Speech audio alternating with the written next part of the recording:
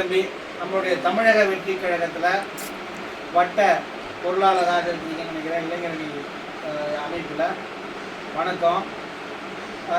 இந்த முறை பார்த்தீங்கன்னா நம்மளுடைய தலைவர் நிறைய விஷயங்களை மக்களுக்கு செய்யணும்னு சொல்லியிருக்காரு. அதுவும் குறிப்பாக இந்த தமிழகத்தில் ஆட்சி செய்கிறவங்க நம்மளுடைய மக்களுக்கு அடிப்படை வசதி சரியாக செய்யலை.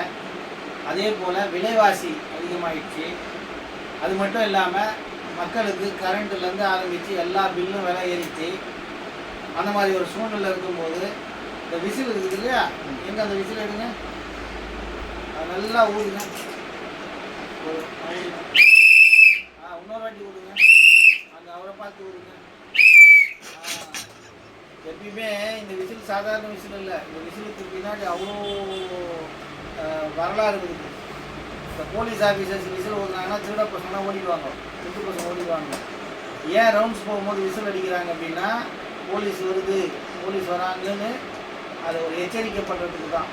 அந்த மாதிரி பார்த்தாலே 2-3 தெரு தள்ளிலாம் ஓடி போடுவாங்க திருட்டு பசங்க. அந்த மாதிரி நம்மளுடைய கட்சி விசில் அடிக்கிறாங்க. இந்த விசில் என்பது இப்போ இருக்கக்கூடிய திமுக கட்சி, ஏற்கனவே இருந்த அதிமுக கட்சி, இவர்கள் செய்த ஊழல், அதுக்கப்புறம் அவங்களுடைய தவறுகளை விசிலடித்து ஓட விடுறோம்.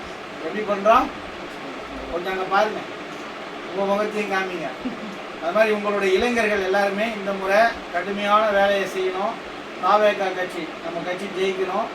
அதற்கான முயற்சியை நீங்கள் செய்யுங்க. கண்டிப்பாக நம்மளுடைய தலைவர் விஜய் அவர்கள் முதலமைச்சராக வரப்போகிறார்.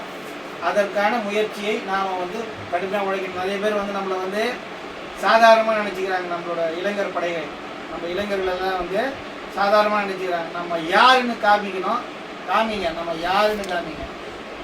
நிச்சயமாக தாவேகாக்கு பெரிய அளவில் ஓட்டை வாங்கி தரோம். நம்ம நன்றி நன்றி நன்றி நன்றி.